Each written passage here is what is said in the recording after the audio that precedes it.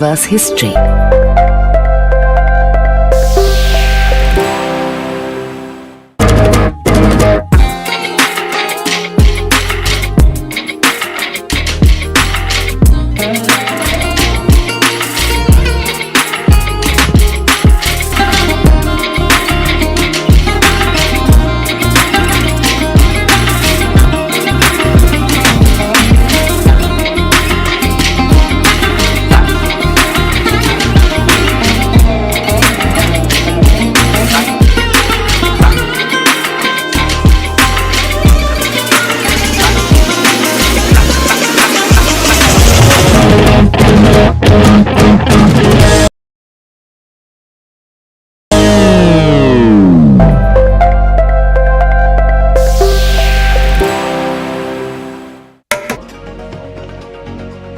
Live from New Delhi, you're watching DD India News Hour, India's voice to the world. I'm Preeti Kaur. Coming up in the next 1 hour.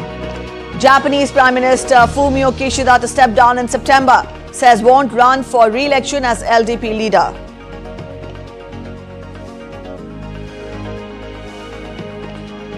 Ukraine continues to advance deeper into Russia's Kursk region. US calls Ukraine incursion a real dilemma for Putin. As tension escalates, Israel issues new evacuation orders for southern Gaza. Meanwhile, US approves more than $20 billion of weapon sales to Israel. Judgment day for Thailand Prime Minister Srettha as court rules on dismissal case. India's resident doctors call off strike after assurance from government on safety demands, while the investigative agency CBI takes over probe into Kolkata doctors' rape and murder case.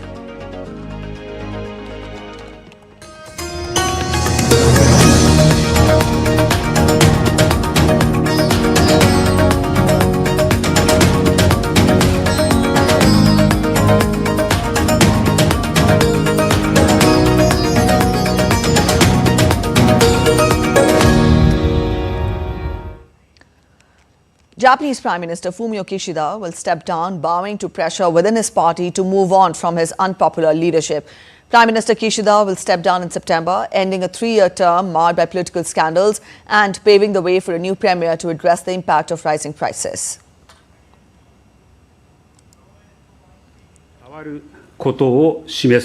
The most obvious first step to show that the Liberal Democratic Party will change is for me to step aside. I will not run for the upcoming presidential election. I will continue to support the new leader who will be elected through the presidential election as a comrade. This has been on my mind since the incident first occurred. Now that the diplomatic schedule for the time being has settled, I would like to make a clean break by stepping aside and moving on to support the presidential election. His decision to quit triggers a contest to replace him as party boss and by extension as the leader of the world's 4th biggest economy.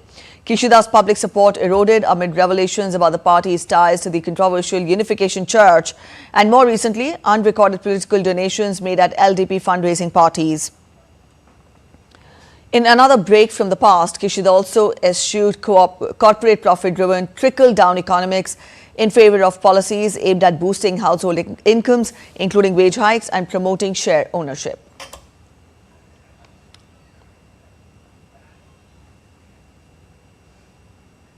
All right, William Denslow joins us from Hong Kong. William, good morning.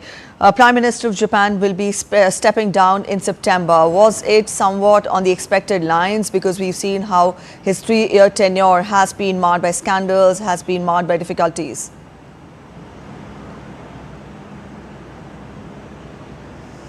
Well, Prissy, that's absolutely right. Fumio Kishida for the last 3 years really has been seen as the one to champion Japan coming out of the COVID-19 pandemic, as well as boosting bilateral ties with South Korea, also further strengthening ties with Washington.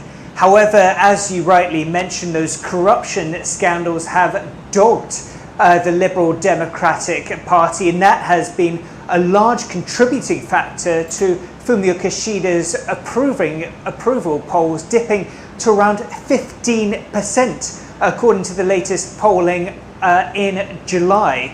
So considering the fact that even though the general election isn't scheduled to take place until October of next year at the latest, clearly a strong decision from Fumio Kishida that it's best in the interest of his party to step aside. That is why at a press conference he acknowledged those corruption scandals that have engulfed the LDP, saying that the first step towards showing that the LDP has changed is for him to step down. All right, William, this brings me to the next question as to who are the possible successors of Prime Minister Kishida. We'll certainly wait to see who will put their hat into the ring, and we don't know yet exactly when this leadership contest will take place. We will have a definitive date for you on that by next Tuesday, according to officials, and whoever it will be to take on the role as the next leader of the LDP, which will mean taking on the role of the next Prime Minister of Japan, because the LDP is in control of the branches of government in the country at the moment. They will have the unenviable task of addressing some major issues that the country is facing, be it substantial economic headwinds that are being felt both domestically and regionally, as well as geopolitical headwinds. And there's also the fact that we're considering that not only has Japan just seen Tropical Storm Maria blow through the north of the country, but the country this weekend potentially is bracing for a typhoon, and Japan is bracing for a so-called mega quake after a 7.1 magnitude earthquake was recorded off the coast of Japan earlier this month. All right. Also, since Japan is the fourth largest economy, William, I would want you to, explain to us the immediate fallout, the consequences which this move will have on Japan as a country, as a nation, because it is an important nation in the region. How do we see the political, repercussions of this move for Japan and for the region as well? Absolutely. Well, any kind of political uncertainty always creates some kind of reverberations for domestic markets. Regional markets as well is a definite possibility. So investors around the region and in Japan certainly will be looking for a degree of certainty as to who will be taking the LDP and the country forward for at least the next year or so until the next general elections. As you mentioned, Fumio Kishida really was a champion of trying to boost workers' wages, trying to improve the minimum wage, so very much against trickle-down economics, trying to build from the bottom up and the middle out, to coin a phrase that we've heard so many times by US President Joe Biden. So those economic reverberations will certainly be something to look out for. And of course, this all comes as there are real concerns about economic headwinds we're seeing in China, which has ramifications not just in Japan, but around the world too. All right, William, we leave it here. Thank you so much for joining in with those details.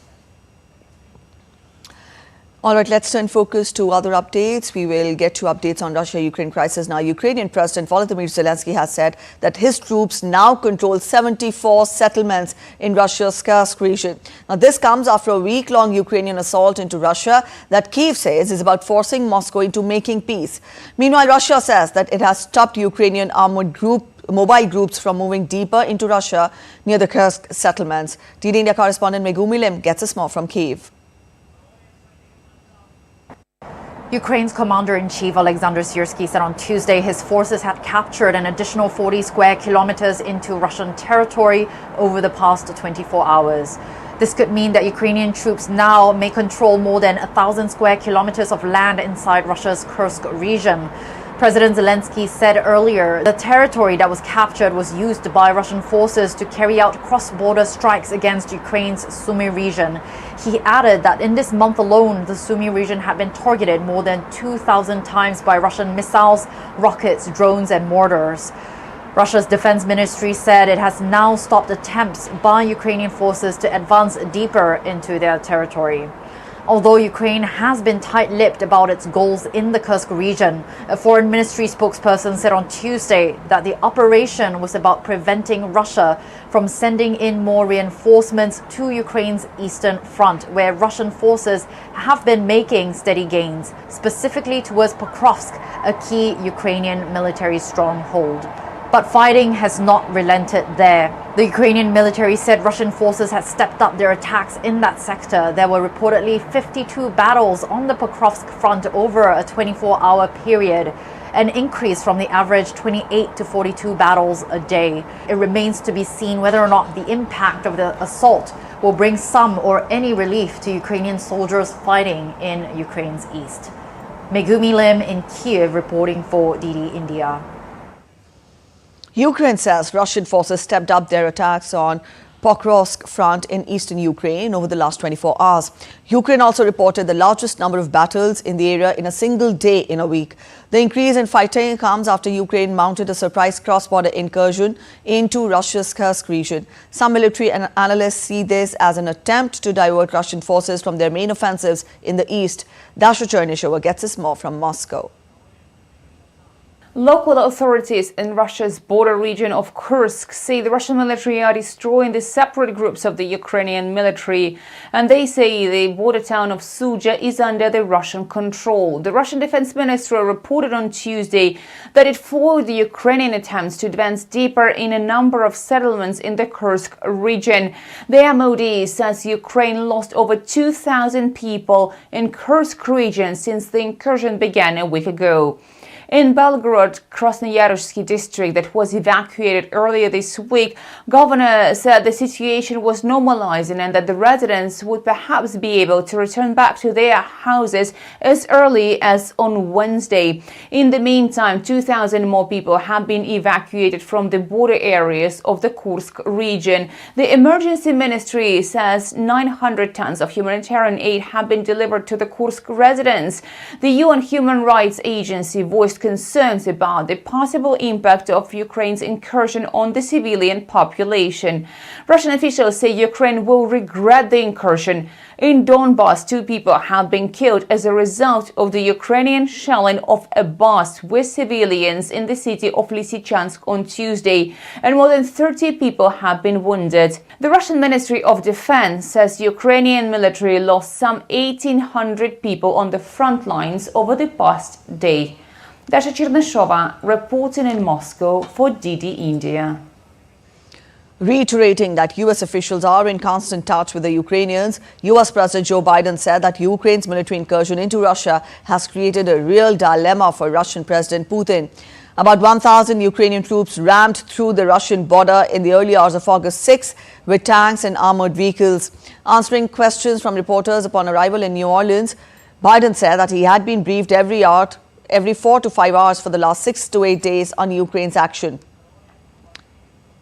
The U.S. has provided billions of dollars for weaponry to Ukraine intended largely for defensive purposes.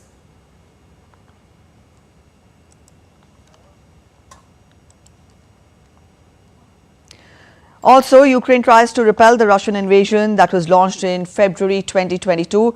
Biden in May authorized Kyiv to launch U.S.-supplied weapons at military targets inside Russia that are supporting an offensive against the northeastern Ukrainian city of Kharkiv.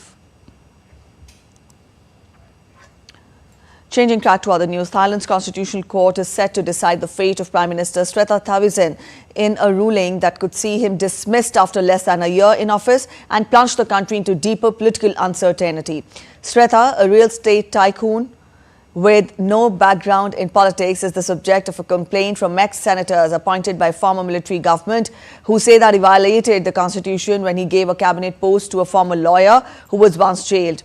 If Srettha is removed, the 500-seat parliament must convene to choose a new prime minister, with the prospect of more upheaval in a country dogged for 2 decades by coups and court rulings that have brought down multiple governments and political parties.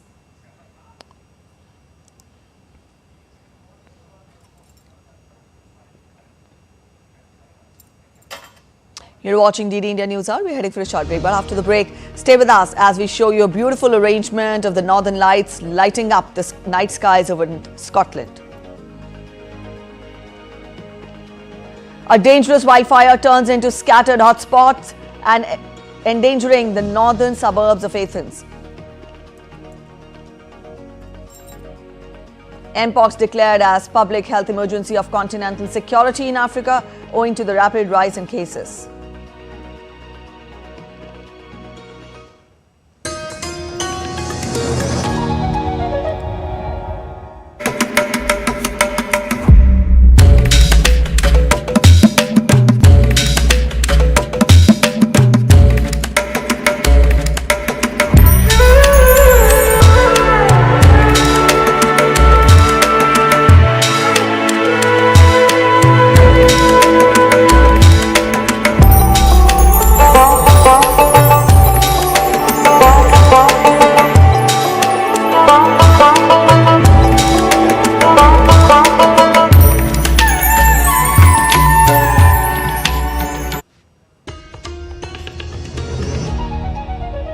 Welcome back. After the break, you're watching DD India News Hour. Let's get you more international updates. As the tension escalates in West Asia, the Israeli military on Tuesday issued new evacuation orders for southern Gaza. The Israeli military has ordered people living in more areas of Khan Yunis in southern Gaza to immediately evacuate as it prepares to act forcefully. The Israeli military spokesperson has released an updated version of the color-coded map of Gaza that orders the evacuation of more blocks designated by the Israeli military. The United States on Tuesday approved the sale of $20 billion in fighter jets and other military equipment to Israel. The Pentagon in a statement said that the U.S. Secretary of State Antony Blinken has approved the sale of military equipment, including fighter jets, tank cartridges, explosive mortar cartridges, and army vehicles to Israel.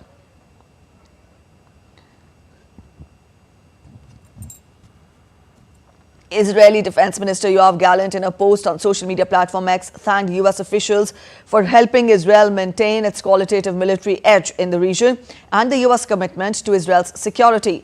Earlier this week, Washington released $3.5 billion to Israel for spending on U.S. weapons and military equipment in line with Congress legislation. Diplomatic efforts are in overdrive to try and bring tensions down in the Middle East amid fears that Iran could carry out a strike on Israel as early as this week. Some of the U.S. president's top officials are now on the ground in a bid to avert a large-scale regional war. Sarah Coates has more from Tel Aviv. An extremely dangerous time in the region as Israelis brace for this anticipated, promised Iranian attack in the wake of the assassination of the head of Hamas's Politburo, Ismail Haniyeh, which Tehran blames on Israel, despite Israel not coming out to claim it. Now, over the past day, Hamas has actually fired a rocket into the center of Israel, right here in Tel Aviv, that long-range missile actually falling in the sea just behind me. Now, as we go to where diplomacy is in overdrive, Amos Hochstein, a senior U.S. advisor, he is in Beirut, the U.S. Secretary of State Antony Blinken in Israel, and also there's Brett McGurk in Egypt ahead of these key peace talks happening on Thursday, as these diplomats and these key negotiators really try and get this deal across the table for a ceasefire and a release of these Israeli hostages in a bid to try and diffuse tensions. Now, it does remain unclear as to whether Hamas will actually be sending a delegation. It previously said it wouldn't, but there is a lot of pressure from these key mediators like the Egyptians for the group to actually send some of its members to sit down at the table and try to make a deal with Israel. But once again, certainly a very dangerous time in the region. Still no change in directive from the Israeli military, although what we are being told is to know where a shelter is that would be close by. Sarah Coates in Tel Aviv for DD India. U.S. President Joe Biden announced on Tuesday $150 million federal investment to develop technology that will help surgeons more effectively remove cancerous tumors. Now, this funding is the latest boost to Biden's Cancer Moonshot, a program led by the President and First Lady aimed at reducing the U.S. cancer death rate by at least half by 2047. During his visit to New Orleans, Biden emphasized the importance of data sharing in transforming the fight against cancer. Today, we're announcing $150 million ARPA-H funding for some of the nation's cutting-edge cancer research institutions. That includes right here at Tulane University. We just met with one of your research teams and we saw 3D views of tumors. It's incredible. It's a roadmap doctors can follow during surgery, unlike anything they've seen before. And right now, surgeons determine how to remove cancerous cells and protect vital organs, nerves, and blood vessels without a clear view of them. There's still more to do, but we know we can do it. Thousands of opposition protesters turned out in the Slovak capital on Tuesday to demonstrate against recent moves by the government of Prime Minister Robert Fico in justice and culture policy. In the latest move to anger the opposition, Slovakia's culture minister Martina Simkovikova dismissed the directors of the National Theatre and Gallery last week. Protesters have previously rallied against changes to Slovakia's criminal code and a revamp of the country's public broadcaster. Leaders of opposition parties said Simkovikova was destroying the country's cultural institutions. Fico returned to public duties in July following an assassination attempt in May that required hours of surgery and weeks of recovery.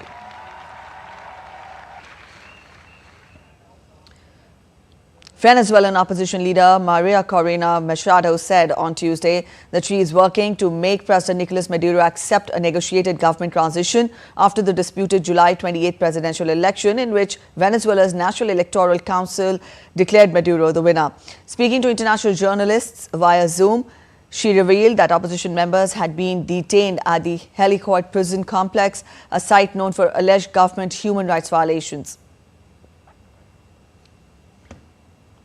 She also said that if Maduro persists in his refusal to relinquish the presidency, Venezuela could experience its largest migration wave ever, with potential impacts on neighboring countries like Colombia.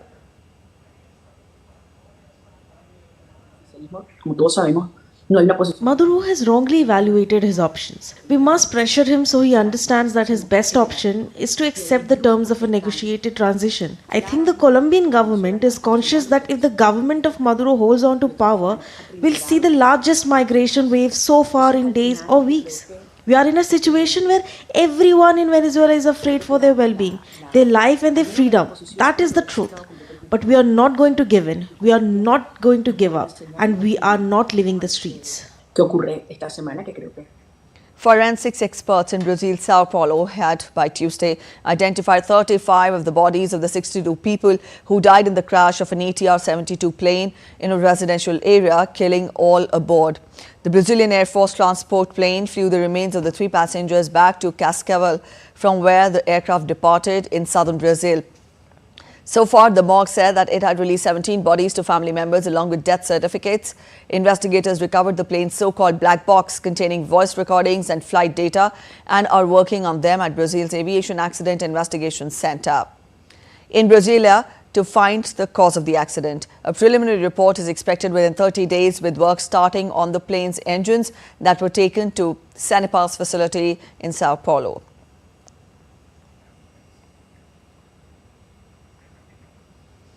The Greek government says a dangerous wildfire that broke out on the outskirts of Athens has been turned into scattered hotspots. According to reports, the body of a 64-year-old woman was discovered in a factory in northern suburbs of the Greek capital on Tuesday. DD India's correspondent Giles Gibson from Rome reports on the relief efforts. Hundreds of firefighters have spent the last few days battling the most intense wildfire that Greece has seen so far this summer. After an official request from the Greek government to the European Union, additional resources have also been sent by nearby countries. So France, Italy, Serbia and several other neighbouring countries have sent a mixture of planes, helicopters and crews of firefighters to help their Greek colleagues on the ground. Meanwhile, the European Commission has also said that its strategy over the last few years or so has been to try to anticipate where extra resources will be needed during wildfire season in the summer.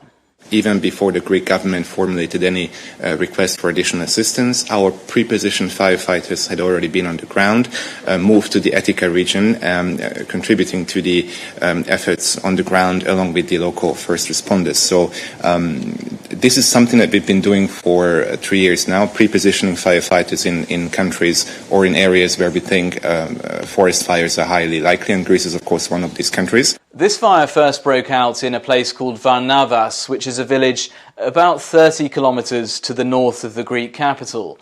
And in the immediate hours after the fire broke out, strong winds in the area helped to whip up the flames and actually spread the fire to other areas, with eyewitnesses reporting flames as high as 25 metres. Those winds did then drop in the next couple of days, which helped firefighters as they were trying to get the blaze under control. However, temperatures are set to remain extremely high in that area over the next few days or so, with forecasters predicting a high of 38 degrees Celsius in the Greek capital on Wednesday. And forecasters are also saying that those winds, those strong winds, could return once again, so local authorities are remaining on very high alert. Giles Gibson in Rome reporting for DD India. And now we take a look at other stories making it to the headlines from across the world. Africa's top public health body declares Mpox as a public health emergency of continental security. The Africa Centers for Disease Control and Prevention warns the spread of the viral infection at an alarming rate, which is transmitted through close contact and causes flu-like symptoms. Residents in Chile face power outage as strong winds toppled several trees and disrupted power services. The authorities have settled for deploying satellite maps to monitor the health of the trees after the disruption. Chile's President Gabriel Boric has also urged electricity distribution companies to expedite power restoration in the affected areas.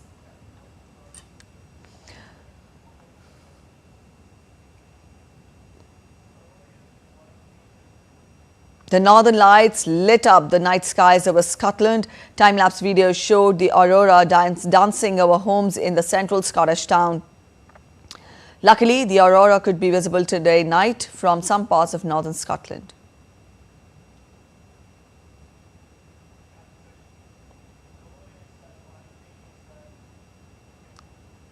Rare sighting of South Andean deer, an endangered species on the coast of Chile, has sparked hopes among animal conservationists.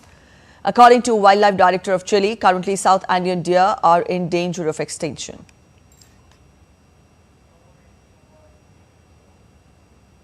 Starbucks announces Brian Nicole as its new CEO, replacing Lakshman Narasimhan. Nicole will officially assume his new position on September 9th. Current CFO Rochelle Ruggieri will serve as Starbucks interim CEO until then. An Italian businessman was arrested in the Brazilian city of Natal as part of an international investigation into the mafia network. He is alleged of extortion, money laundering and external complicity in mafia association. The police officials state that the mafia scheme had been operating for almost a decade, using shell companies to hide criminal funds.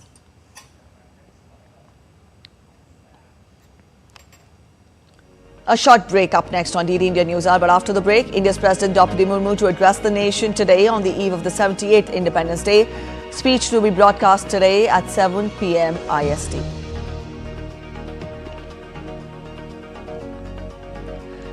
We bring you reports as India sets to celebrate the 78th Independence Day, marking a significant milestone in the nation's history.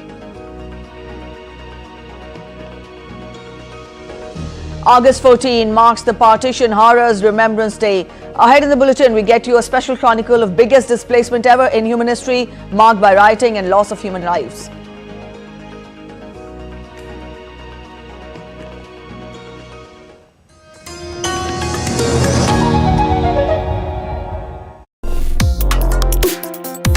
Complex issues, hidden agendas, twists and turns, strategic games.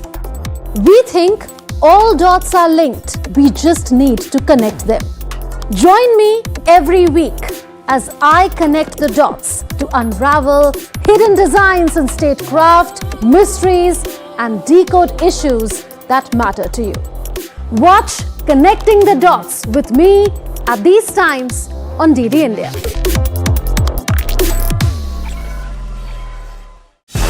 We have with us a very special guest, Olympic bronze medalist Swapnil Kusale. When we talk about you and your journey from TTE to an Olympic bronze medalist. Journey is quite long and lots of challenges I faced, but it's a good journey for me till now, so I'm happy. You got a call from Prime Minister Narendra Modi. He called and say Namaskar Bahu, kaise aap, like in Marathi language, so it was good to hear that.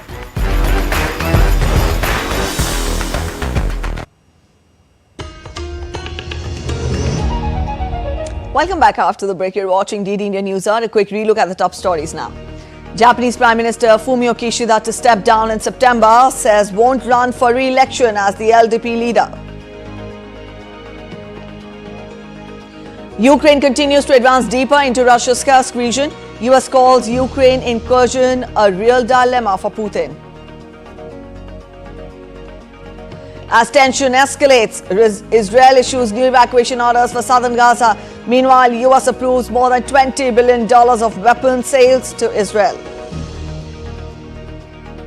Judgment day for Thailand Prime Minister Srettha is in as court rules on dismissal case. India's resident doctors call off their strike after assurance from government on safety demands, while the investigative agency CBI takes over probe into Kolkata doctors' rape and murder case. And moving on to other stories, in a major development in the case of gruesome murder and rape of Kolkata's junior doctor on August 9th, Calcutta's High Court has transferred the case to the CBI following nationwide protests of the doctors. The agency promptly completed all necessary formalities within hours of Calcutta High Court's order, instructing the state police to transfer the case documents to the Central Probe Agency. A team of CBI officials from Delhi, along with forensic scientists and medical experts, visited Kolkata on Wednesday. Meanwhile, Federation of Resident Doctors Association called off its strike after meeting Union Minister JP Nadda. Moreover, as per the directions of the Union Health Minister JP Nadda, the National Medical Commission has issued an advisory for all medical colleges and institutions for ensuring safe workplace environment.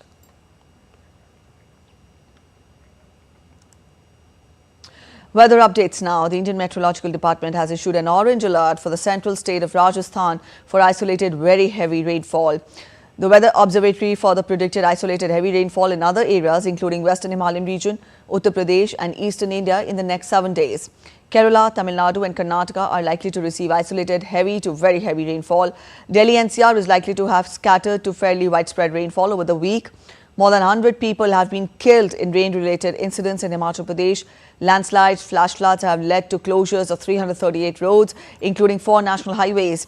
The Regional Met Office has issued a yellow alert for heavy rain in isolated parts of the state till Saturday.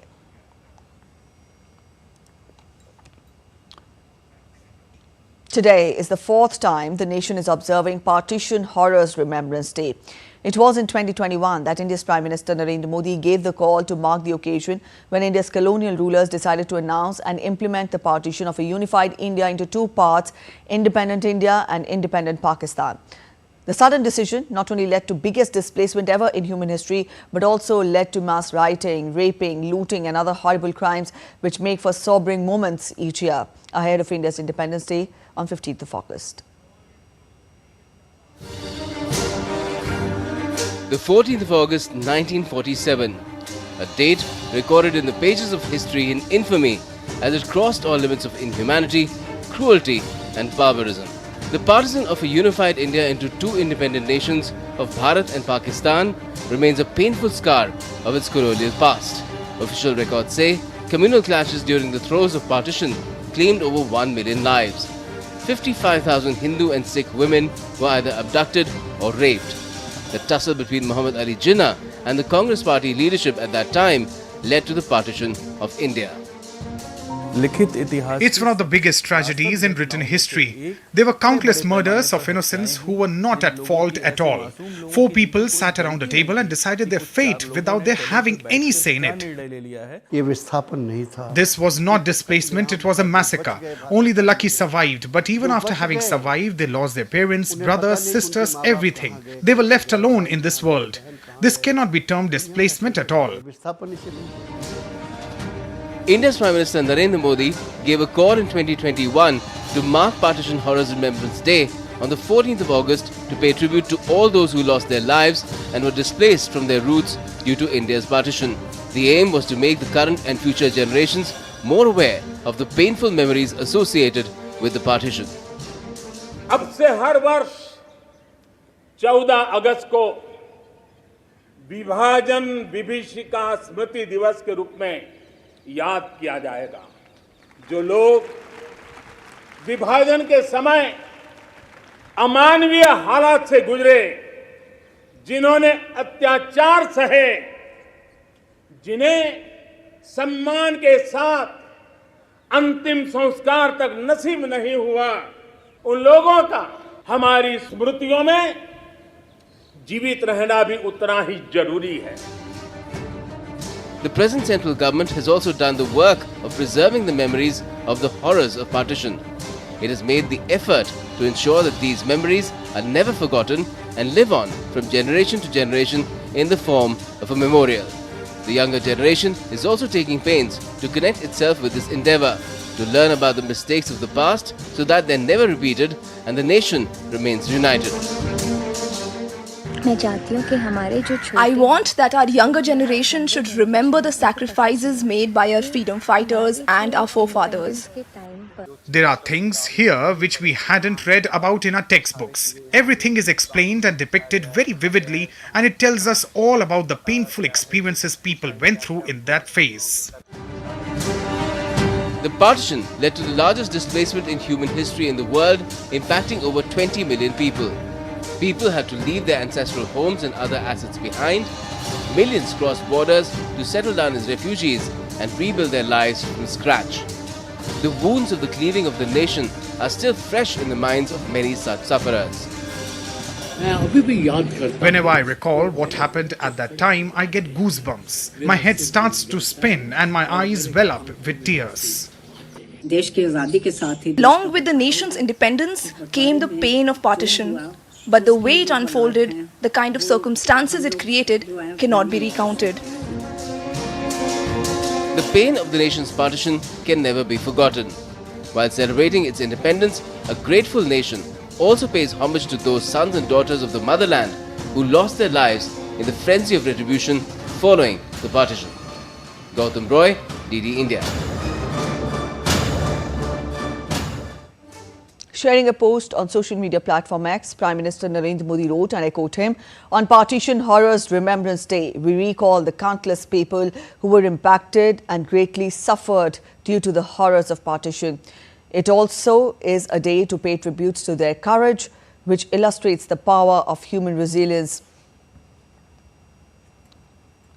A lot of those impacted by partition went on to rebuild their lives and attain immense success.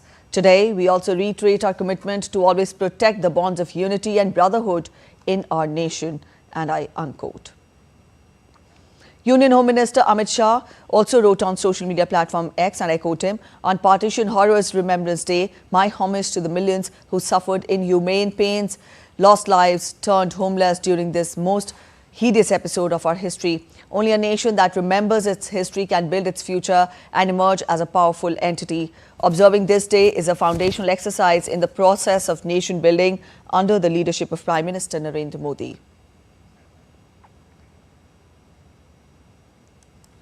External Affairs Minister of India Dr. S. Jaishankar also wrote on social media platform X, and I quote him, "Partition was an act whose human consequences matched its geopolitical ones. On Partition Horrors Remembrance Day, we pay our tribute to all those who endured unimaginable pain and suffering." India's President Draupadi Murmu will address the nation today on the eve of 78th Independence Day. The speech will be broadcast today at 7 p.m. IST across the entire national network of Akashvani and Doordarshan. The President's address will initially be aired in Hindi, followed by an English version. Following this, regional language broadcasts will be presented by Doordarshan's regional channels, ensuring the message reaches a diverse audience across the country. Additionally, Akashvani will broadcast the regional language versions at 9:30 p.m. on its respective regional networks.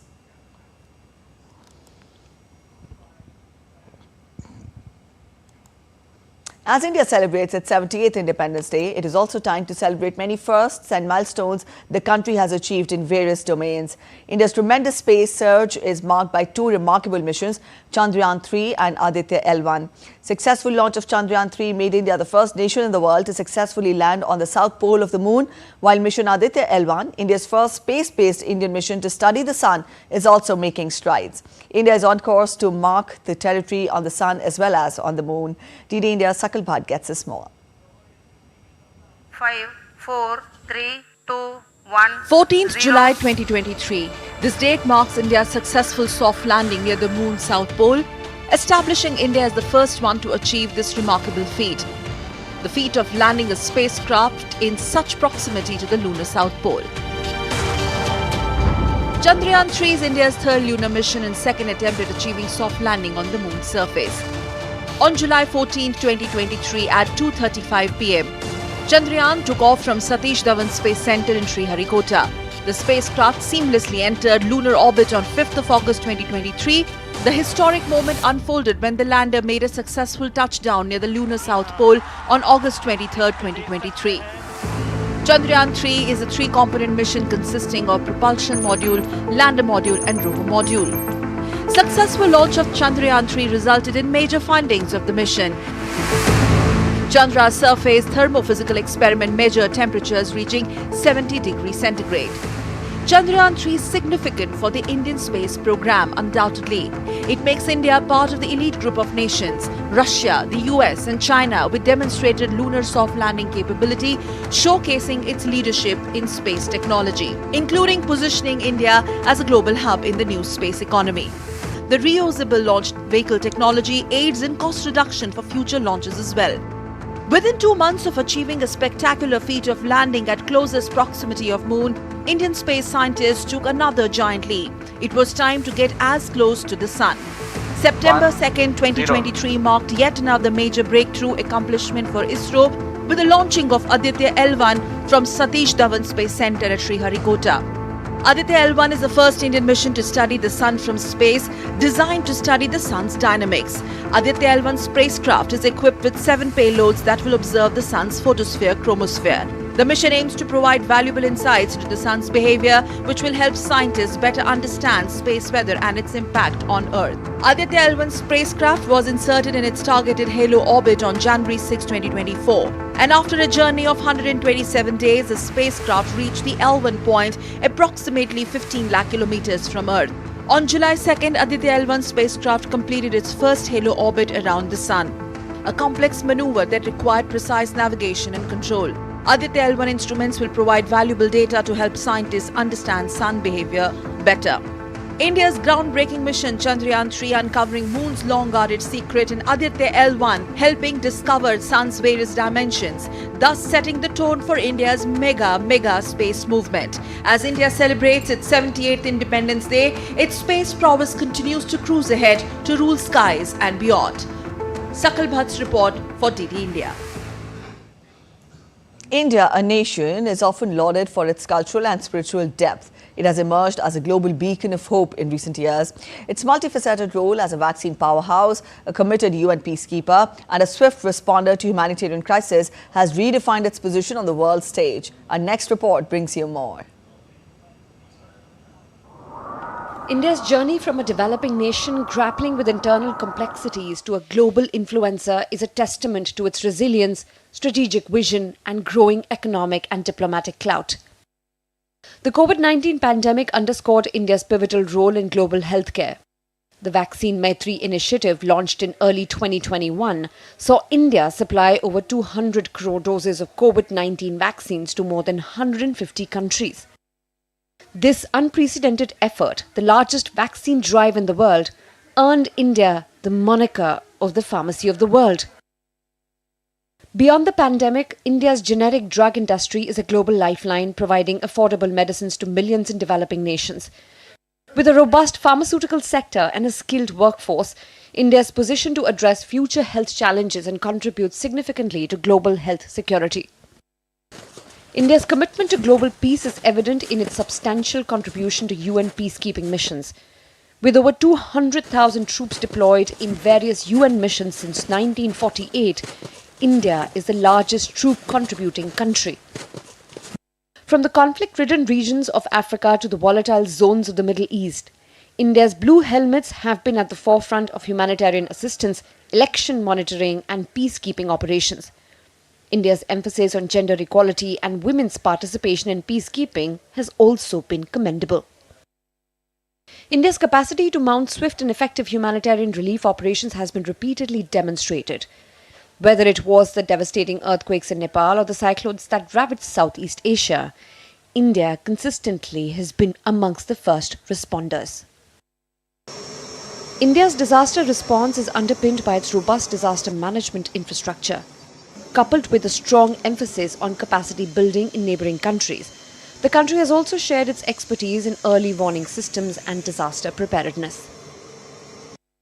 The nation's commitment to human welfare, coupled with its vast resources and skilled manpower, positions it as a crucial partner in addressing global challenges.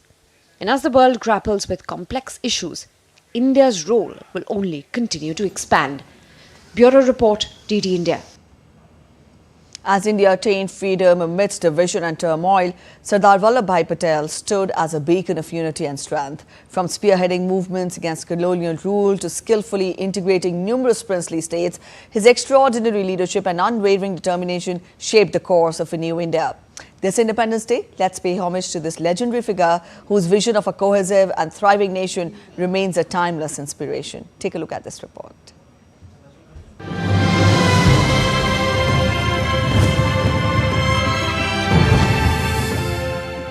In a time when India emerged from the shadows of colonial rule, a vision of unity was brought to life by a courageous leader, Sardar Vallabhbhai Patel. A self-taught lawyer with a penchant for precision, Patel was deeply inspired by Mahatma Gandhi's principles, especially his belief in Satyagraha, the power of non-violent resistance. Through various movements and protests, Patel showcased exemplary leadership and stood in solidarity with his fellow countrymen in the fight against British oppression. Khera Satyagraha in 1917, leading the protest against unjust taxes, Patel orchestrated meetings and engaged in dialogue for a peaceful resolution. Non-cooperation movement 1920-22, advocating for self-sufficiency and promoting boycotts of British goods, Patel raised funds and rallied support for the movement. Bardoli Satyagraha 1928, defying British taxes and standing with the people of Bardoli, Patel earned the title Sardar for his leadership. Civil Disobedience Movement 1930-34, active in the Salt Satyagraha, Patel faced imprisonment for advocating non-violent protests and disobedience against British rule. Quit India Movement 1942. Organizing strikes and protests, Patel played a crucial role in inspiring civil disobedience and safeguarding national leaders. His crowning achievement came post-independence when Patel spearheaded the monumental task of integrating over 560 princely states into a unified Indian Union. Through his diplomatic skills and unwavering determination, Patel ensured the territorial integrity and unity of India against all odds. 31st October marks National Unity Day, honouring the legacy of Sardar Vallabhbhai Patel and his pivotal role in the political integration of India post-independence. Sardar Vallabhbhai Patel, famously known as the Iron Man of India, whose legacy of unity, integrity and diversity continues to inspire generations to strive for a brighter and united future. Sujata Luchab for DD India.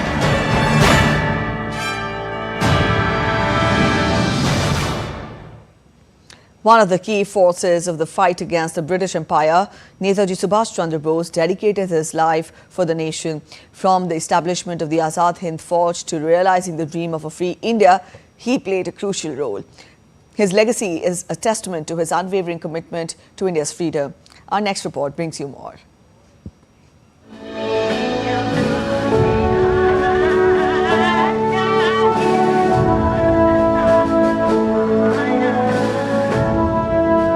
towering figure in the Indian freedom struggle, Netaji Subhash Chandra Bose's contributions remain deeply etched in the collective memory of the nation. Hindustan अब गुलाम नहीं रह सकता और न कोई ताकत इसे गुलाम रखी सकती है। हाँ, हमें स्वतंत्रता का मूल्य चुकाना होगा। आप इसके लिए तैयार हो जाइए। Born on the 23rd of January 1897 in Cuttack, Odisha, Bose was a pivotal leader in the fight against British imperialism in India. Over time, his evolving vision for achieving independence led him to pursue a more dynamic and assertive approach. One of Bose's most notable achievements was the formation of the Azad Hind Fauj on 21st of October 1943 in Singapore. This force, comprising Indian prisoners of war from the British Indian Army, was established as the military arm of the Azad Hind or the Free India government, which Bose founded to advance the cause of the Indian independence. हमने जो आज़ादी की लड़ाई छेड़ रखी है, उसे तब तक जारी रखना होगा जब तक हमें मुकम्मल आज़ादी हासिल न हो। Bose's leadership and dedication were exemplified by his efforts to forge strategic alliances with the Axis powers, including Japan and Germany. By leveraging their support, he sought to strengthen his campaign against British colonial rule and rally both soldiers and civilians to his cause. Despite his mysterious disappearance on the 18th of August 1945, following a flight, Bose's legacy endures. His stirring call, "Forgive me blood and I shall give you freedom," continues to inspire and resonate. Only when the blood of freedom-loving Indians begins to flow will India attain her freedom. Bose's courage and innovative strategies played a crucial role in India's journey toward independence. Diptanshu Kashyap for DD India. All right, now we take a look at other stories as the country radiates with glory ahead of the 78th Independence Day. The Indian Army on Wednesday held a Tiranga Yatra in Leh, Ladakh. Army personnel marched on the road, waving tricolors and singing patriotic songs ahead of the Independence Day commemoration.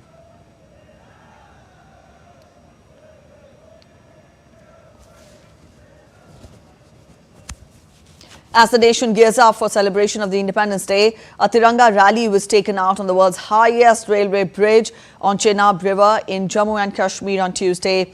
Students, security personnel and people from different walks of life were seen carrying almost 750 meters long tricolour ahead of the Independence Day.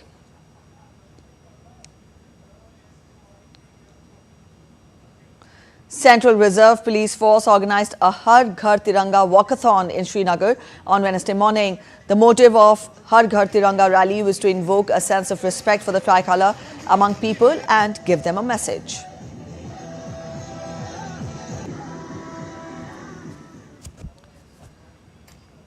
The CRPF organised a Tiranga bike rally in Telangana's capital Hyderabad on Wednesday.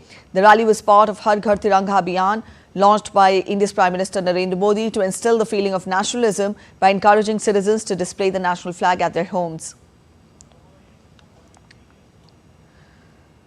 The ancient Marthan Sun temple in Jammu and Kashmir's Anantnag district has been illuminated with the tricolour of the Indian flag for the first time in history as part of the Independence Day celebrations.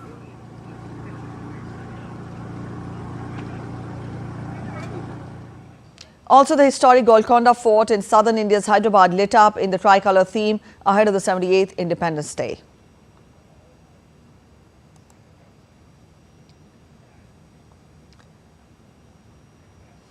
And now we get you all the updates from the world of sports. India's Sports Minister Dr. Mansukh Mandavia met and felicitated Olympics bronze medalist Aman Sehrawat in the national capital. Sehrawat beat Darian Toy Cruz of Puerto Rico by 5 to bag bronze medal and registered India's 6th medal at the event in Paris. Sehrawat became India's youngest ever medalist in Olympics at the age of 21. Tokyo Olympics silver medalist Ravi Dahiya was also present. The Court of Arbitration for Sport extended the decision on Indian wrestler Vinesh Phogat's appeal to be awarded the joint silver medal in the women's 50 kg freestyle category, postponed to August 16th. Now, it was earlier announced that the verdict will be made public on August 13th. This is the second time that the announcement has been delayed. Vinesh was disqualified from the gold medal bout against eventual winner Sarah Hildebrand of US as she was found 100 grams above the prescribed limit. Vinesh appealed to the CAS and demanded a joint silver medal alongside Gasman Lopez, who replaced her for the final bout following the disqualification. French soccer player Kylian Mbappe could make his debut for Real Madrid as they face Atlanta in the Super Cup on Wednesday. Mbappe started training with the team since last week after he had joined Real as a free agent on a 5-year deal in June, ending a transfer saga that rumbled on for years. However, coach Carlo Ancelotti would not be drawn on whether the French forward would start the game, but did not rule out the Frenchman making an appearance at some stage.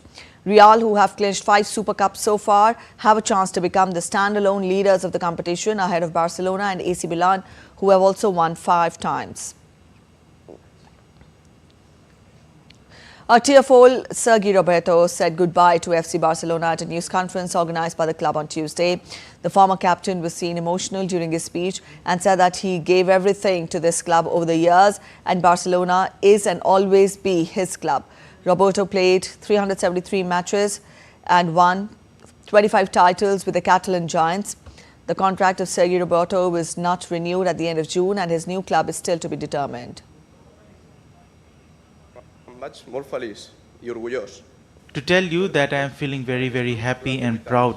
I have given everything to this club over 18 years and Barcelona is and will always be the club of my life. At 18, I made my debut in the first team under the orders of Pep Guardiola, fulfilling my childhood dream. It was undoubtedly one of the most special days of my career. Since that day, I have been very lucky to be able to share a locker room with my idols, who have also become my friends. Being the first captain for me was an honor and a source of pride. I tried to do it in the best way. Alright, that's it in this edition of DD India News Hour, but let us know your thoughts on the news of the day. For those of you on the go, you can get all the latest news and updates from DD India mobile app. Now, this app is available on both Android and iOS platforms and you can download the respective QR codes. We'll be back with more news as it breaks here on DD India. I'm Preeti Kaur signing off and from all of us in Delhi. Thanks for watching DD India News Hour.